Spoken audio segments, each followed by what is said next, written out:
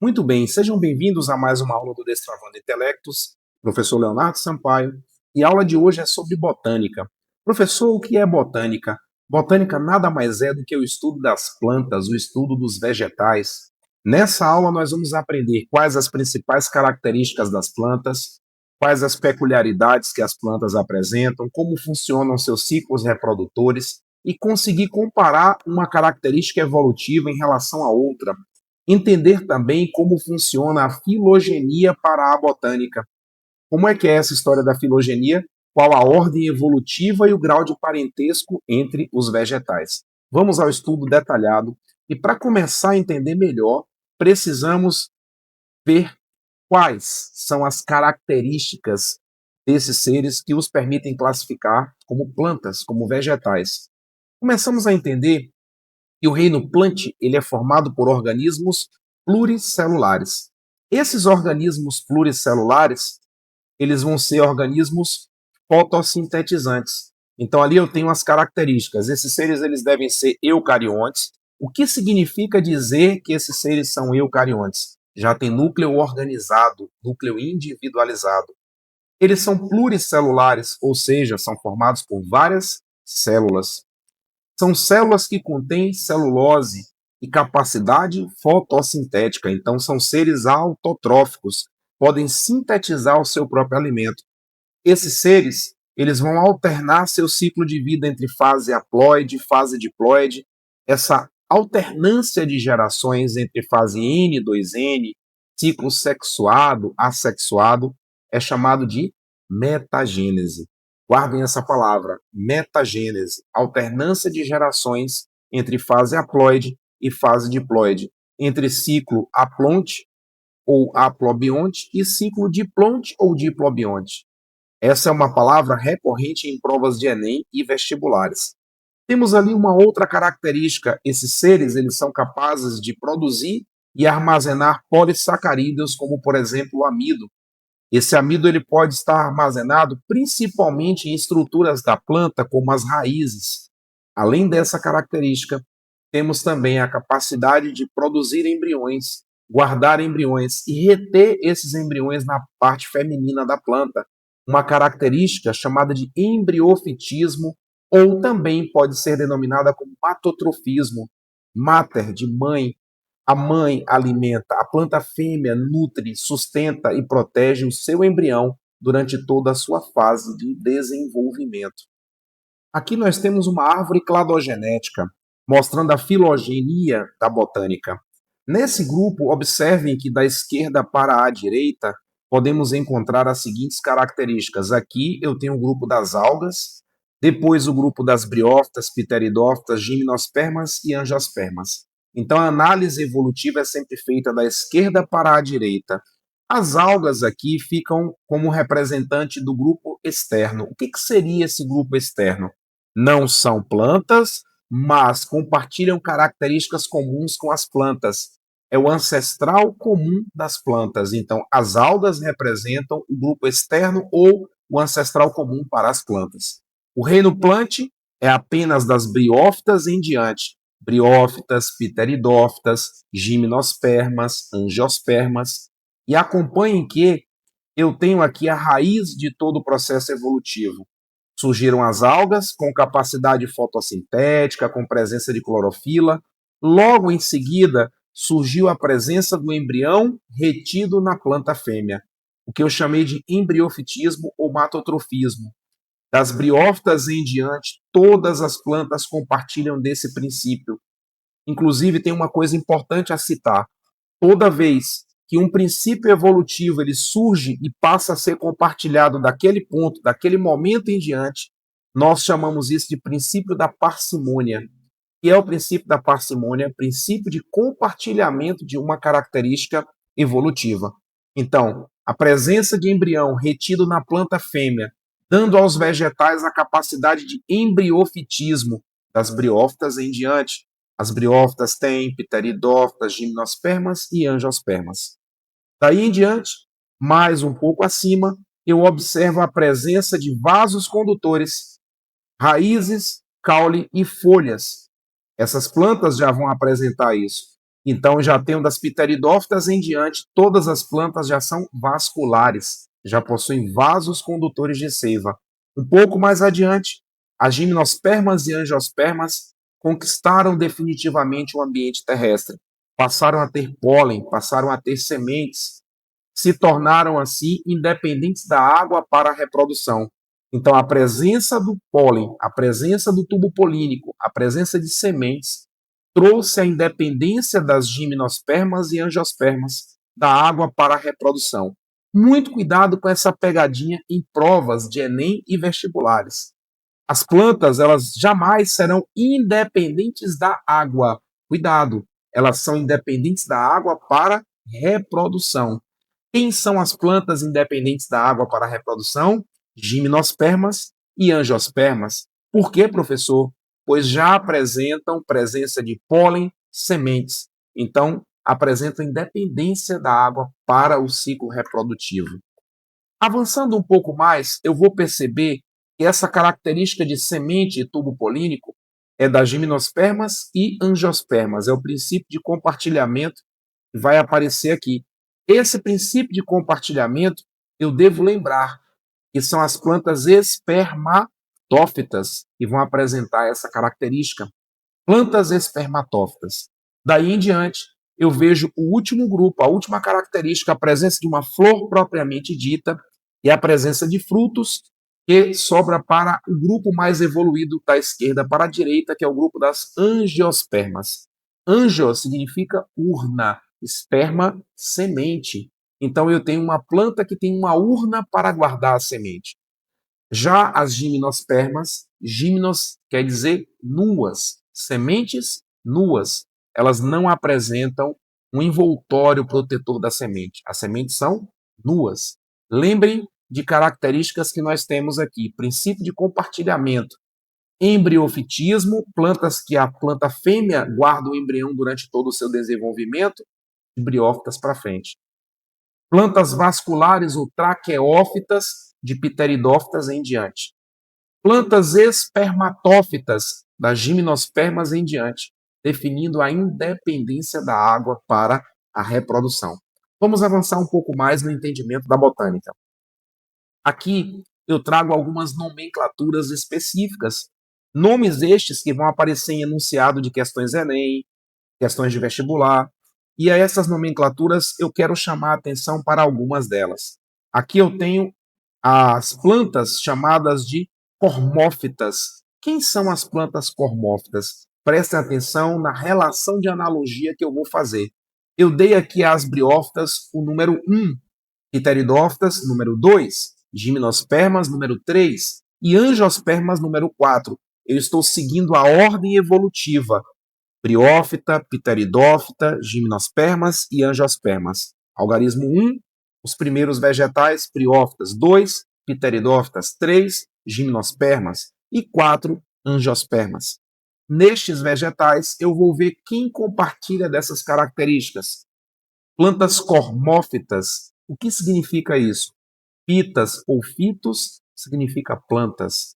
Cormo significa que possuem raízes, caule e folhas. Percebam que somente das pteridófitas em diante essas características vão aparecer de forma nítida. Ou seja, quem são as plantas cormófitas? Pteridófitas, gimnospermas e angiospermas. Ou seja, 2, 3 e 4. Professor, quer dizer então que as briófitas não têm raízes? Não, elas têm rizoides, que é uma espécie de raiz primitiva. Quer dizer então que as briófitas não têm caule? Não, elas têm cauloide, uma espécie de caule primitivo. E também não têm folhas, elas têm filóides. Ou seja, caule, raízes e folhas, características cormófitas que vão aparecer das pteridófitas em diante. O segundo termo, a segunda nomenclatura, plantas traqueófitas. O que são plantas traqueófitas? Já apresentam vasos condutores de seiva. Quem são elas? Das pteridófitas em diante, também 2, 3 e 4, de acordo com a nossa legenda. Plantas criptógamas, isso é interessante. Eu tenho aí dois termos que são antagônicos, criptógamas e fanerógamas. Gamos ou gamas quer dizer gameta, célula reprodutora. Cripto quer dizer escondido, incubado, oculto. Então, plantas criptógamas são plantas que não têm aparelho reprodutor visível, evidente, ou seja, não tem flor. Quem são as plantas que não apresentam flor, não têm aparelho reprodutor evidente? Eu tenho as plantas briófitas e pteridófitas. Briófitas e pteridófitas não apresentam flores e aparelho reprodutor evidente. Ou seja, as plantas criptógamas vão ser representadas ali por briófitas, pteridófitas. Só que ali aparecem as gimnospermas. As gimnospermas já apresentam uma característica de uma flor primitiva chamada de estróbilo, aquilo que nós penduramos em árvore de Natal, usamos para fazer guirlandas, para colocar em portas. Alguns autores não consideram plenamente como uma flor, mas sim, nós entendemos que o estróbilo já é uma evolução, já é uma espécie de flor primitiva. Mas a flor verdadeira vai aparecer somente nas fanerógamas, da estrutura das angiospermas em diante. Então eu tenho ali plantas plenamente fanerógamas, as plantas angiospermas, algarismo número 4. Sifonogâmicas ou sifonógamas são plantas que têm tubo polínico. Quem são as plantas que têm tubo polínico? Aquelas que já apresentam estrutura de pólen. Gimnospermas, algarismo número 3, e angiospermas, algarismo número 4. E as acifonógamas não têm tubo polínico. O A ou an, prefixo partícula de negação. Quem são as plantas que não apresentam, que não possuem tubo polínico? Briófitas e pteridófitas, plantas números 1 e 2. Lembrem-se que, na nossa legenda, os algarismos em romanos representam os grupos de plantas. Briófitas, com número 1, pteridófitas, número 2, gimnosperma, número 3 e angiospermas, número 4. Eu sei agora que no nosso algarismo arábico, número 7, ali aparecem plantas espermatófitas, que já têm sementes. Quem são as plantas que têm sementes? Gimnospermas, no caso dos pinheiros, e as angiospermas, plantas completas com flor, fruto e semente. Mas uma característica importante de nomenclatura que vai salvar muitas questões de Enem e vestibular de vocês. Vamos aprofundar um pouco mais nessa parte de botânica? Vamos lá. Aqui nós podemos observar que aparece o ciclo de haplobionte, ou seja, as plantas que têm um ciclo haploide. Isso vai acontecer onde? Eu tenho ali a formação de gametas. Percebam que a formação de gametas não é por meiose. Nos demais seres vivos, como nós, por exemplo, os animais, a nossa formação de gametas é uma estrutura através de meiose, mas aqui não. Eu tenho um gametófito multicelular, que é haploide. Esse gametófito haploide vai gerar gametas também haploides através de um processo de mitose. Então aqui a mitose ela é gamética, diferente de outros seres vivos. Ocorre então a junção dos gametas, aqui a formação do zigoto, processo de fecundação. Esse zigoto vai se desenvolver por mitose novamente, gerando o esporófito diploide. Agora, guardem uma informação. Sempre o gametófito vai ser N, haploide. O esporófito vai ser 2N, diploide. Esses seres, eles vão passar uma grande parte do seu ciclo como sendo haploides. Eu tenho aqui esse ciclo comum a todas as plantas. Eu posso dizer que existe uma alternância de gerações entre as plantas, uma metagênese. As plantas podem passar uma hora em sua vida 2N, outra hora N, e essa mudança entre ciclo haploide e diploide é chamada de metagênese ou alternância de gerações. O que é importante entender é que em alguns vegetais a fase haploide é mais ampla, a fase diploide é reduzida. Em outros, a fase 2N, fase diploide, é mais ampla. Vamos pegar o exemplo. Nas briófitas, fase N maior que 2N.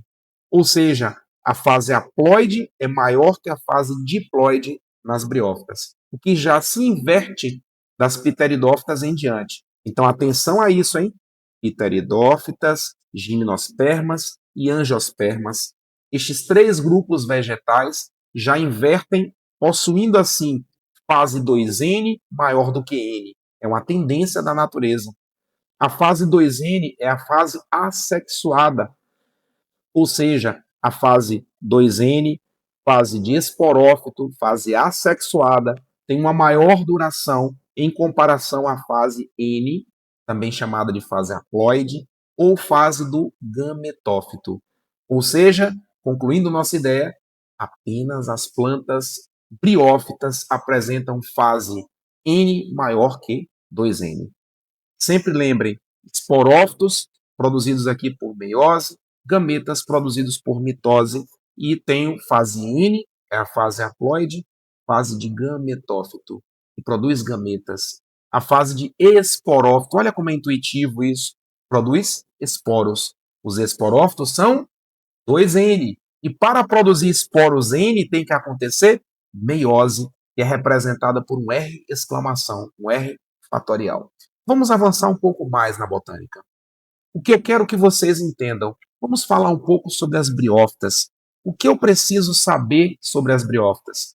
São os primeiros vegetais a surgirem na evolução, tendo a sua ancestralidade baseada nas algas. Eles são extremamente importantes, vivem em locais úmidos, precisam da água para a reprodução, e dentro desses vegetais eu posso ter os musgos, as hepáticas, os antóceros. São 3 categorias, 3 subdivisões. Léo, que características essas plantas apresentam? Elas não têm vasos condutores de seiva, por esse motivo o seu pequeno porte. Elas são plantas avasculares e o que justifica esse pequeno porte, não ter vasos. Elas também não têm raízes propriamente ditas. Lembram disso? Elas têm rizóide. Não tem caule propriamente dito, tem uma estrutura primitiva chamada cauloide. E o que equivale às folhas, nós chamamos de filóides. Ou seja, estes vegetais estão em transição evolutiva, ainda apresentando características bastante simples. O que eu quero que vocês se atentem na observação lá no final é o transporte de seiva e nutrientes se dá por difusão, o que vai limitar o tamanho dessas plantas, o que vai limitar o crescimento que essas plantas apresentam. À esquerda, a imagem mostra um antócero. Parece uma pequena moitinha, lembrando, semelhante, análogo a umas folhinhas de capim, de gramíneas. Não confundam, gramíneas são angiospermas. Eu estou só dizendo que os antóceros têm aspecto semelhante à folha das gramíneas. À direita, os musgos, as chamadas briófitas. Vamos avançar. Temos aqui as briófitas apresentando, então, a ausência de raiz, a ausência de caule e a ausência de folhas. Quem são as estruturas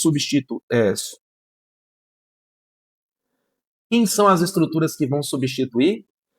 Rizóide, representando raízes primitivas para fixação e absorção de nutrientes do solo. Cauloide, substituindo o caule para dar sustentação e absorção de nutrientes. E o filóide, representando a folha para fazer fotossíntese, para fazer trocas gasosas. Temos aqui a estrutura do musgo. E essa estrutura do musgo, o que eu posso perceber nesse caso? Ele apresenta ali a parte inferior, análoga a raízes, rizóide, cauloide, filóide. Ô, Léo, e essa parte de cima, esse pequeno talo, isso é a haste, já é o esporófito da planta. Na extremidade, essa dilatação é a cápsula. Dentro dela eu vou ter a estrutura 2N, vai sofrer meiose e vai gerar esporos. Mas calma, nós vamos ver esse ciclo mais adiante, exatamente agora. Esse ciclo, ele vai representar uma característica que essas plantas têm. Elas vivem em hábitats, em ambientes cercados por água.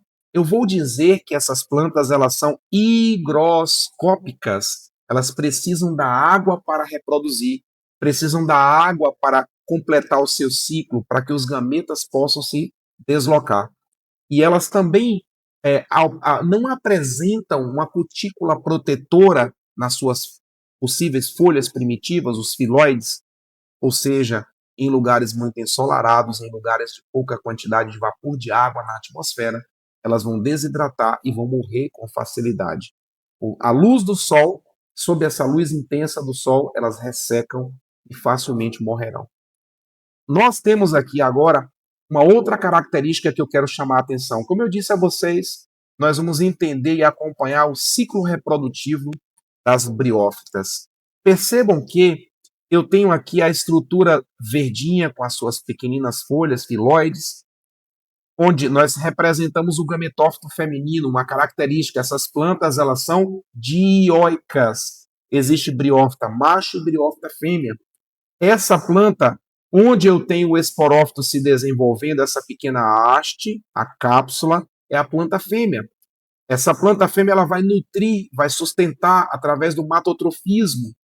Eu mostrei para vocês do embriofitismo, a planta fêmea sustenta, ela nutre, ela guarda o embrião para desenvolver e gerar o esporófito. Essa cápsula vai passar por um processo de meiose. Após ocorrer a meiose, ela vai liberar uma pequena granulação, um pequeno pozinho ao solo.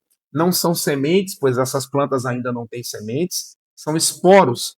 Esses esporos vão cair no solo, vão germinar e vão formar duas novas plantas, o gametófito feminino e o gametófito masculino.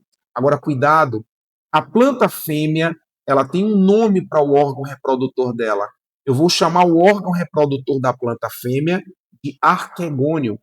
Dentro dele eu tenho a oosfera. Já a planta masculina, eu vou chamar o órgão reprodutor de anterídeo, onde serão produzidos os anterozoides. Olha bem, gametas flagelados. Olha aqui os pequeninos gametas nadando na gota d'água, saindo da planta masculina e migrando para a planta feminina, fazendo fecundação. Então, estes anterozoides, olha como é intuitivo, zoide, lembra de espermatozoide, lembra de estrutura masculina. Os anterozoides vão migrar da planta masculina para a planta feminina através da gotícula de água, do sereno, do orvalho, do vapor de água contido ali, e lá vão encontrar a oosfera, que é o gameta feminino, que é N. Ele vai fecundar esses anterozoides, gametas masculinos vão fecundar a oosfera, N mais N vai formar uma estrutura 2N. Após essa estrutura de fecundação, eu tenho a formação do zigoto.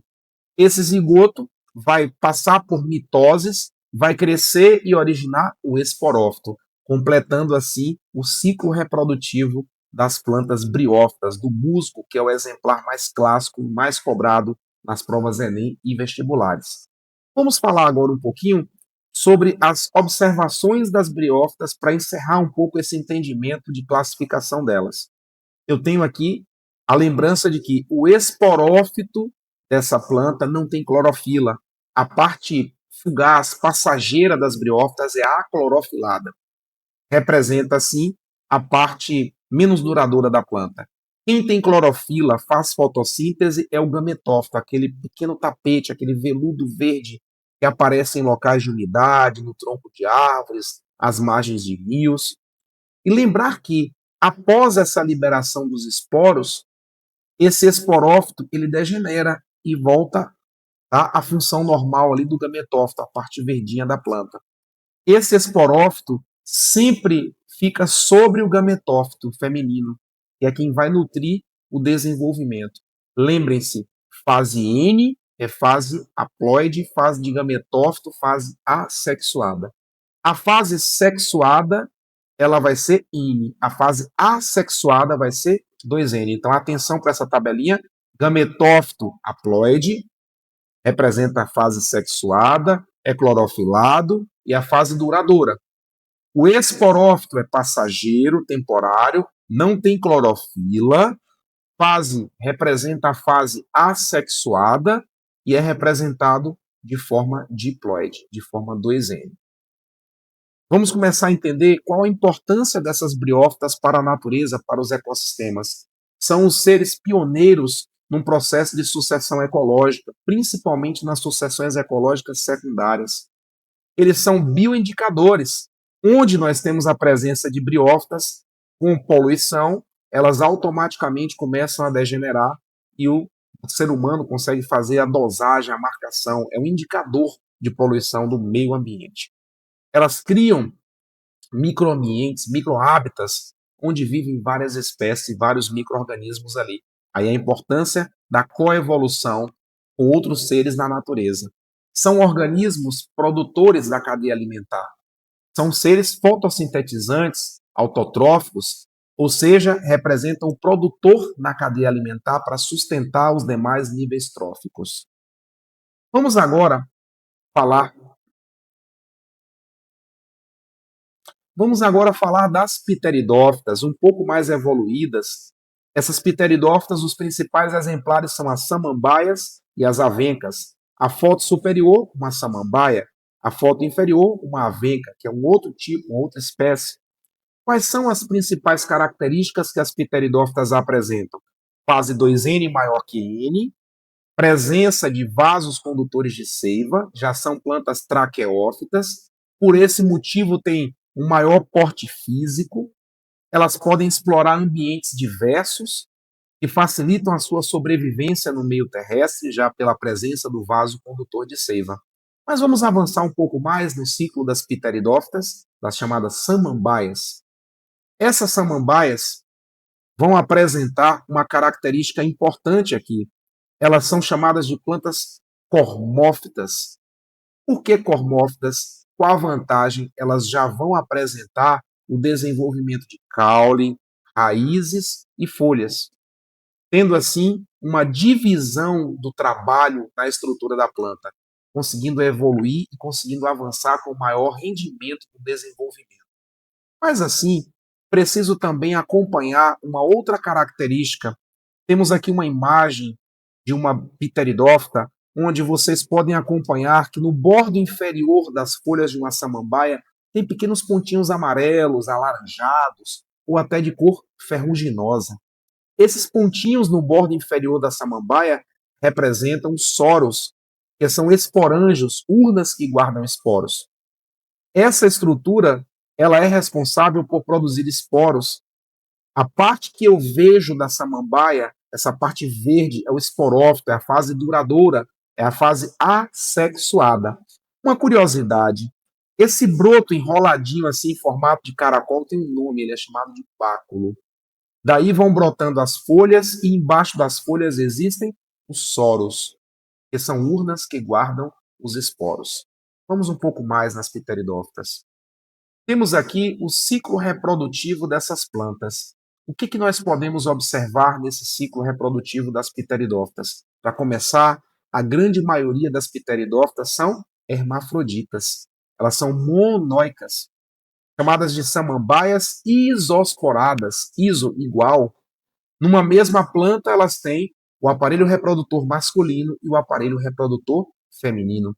Eu vejo que a planta adulta, a parte do esporófito, do exene, no bordo inferior de suas folhas, vai apresentar aqui o esporângio, uma urna que guarda esporos, dentro dos soros. Aqui eles se rompem, liberam esporos, esse esporo cai no solo, germina. Ao germinar, ele forma uma estrutura com aspecto de coração. É o prótalo, é o gametófito. Gente, essa estrutura que está aqui abaixo, em formato de coração, é a estrutura cordiforme. Olha o nome, cordiforme, forma de coração. Essa estrutura é o prótalo, é o gametófito, e ela tem os dois sexos simultaneamente. Ela é hermafrodita, monóica. Vejam que na parte inferior eu tenho o aparelho reprodutor masculino. Na parte superior, o arquegônio com a oosfera, que é o gameta feminino. Eu sei que os gametas masculinos vão sair do anterídeo, vão migrar os seus anterozóides. Os anterozóides vão nadar na água, por isso essa planta ainda precisa de água para a fecundação. Atingem a oosfera, ocorre a formação do zigoto. Após formar o zigoto, ele vai passar por várias mitoses, originando assim um esporófito jovem e vai continuar dando origem a uma outra samambaia, a uma outra planta. Olha que coisa interessante. Só que não para por aí. Eu preciso lembrar das observações. E observar essas plantas é vocês terem em mente que o esporófito é a fase dominante, a fase de maior durabilidade. Esse esporófito representa a fase assexuada. É dele que vão se produzir esporos, que são N. Então, esporófito 2N produz esporo N, é porque aconteceu meiose. Lembre disso. Então, desse lado, eu vou lembrar lá. O gametófito sempre é haploide, sempre representa a fase sexuada. Esse gametófito, ele é clorofilado também, só que ele é a fase temporária. Daí, das pteridófitas em diante, já inverte. A fase duradoura é a fase 2N e a fase temporária é a fase N.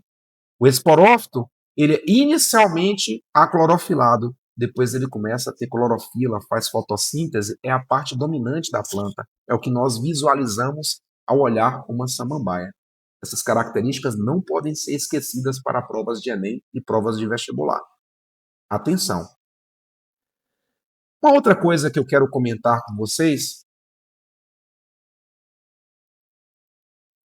uma outra coisa importante para falar é que essas plantas, elas têm uma importância muito grande, são organismos produtores da cadeia alimentar, elas servem para ornamentação, elas também correm riscos sérios de extinção, e elas representam a presença na Terra desde o período dos dinossauros.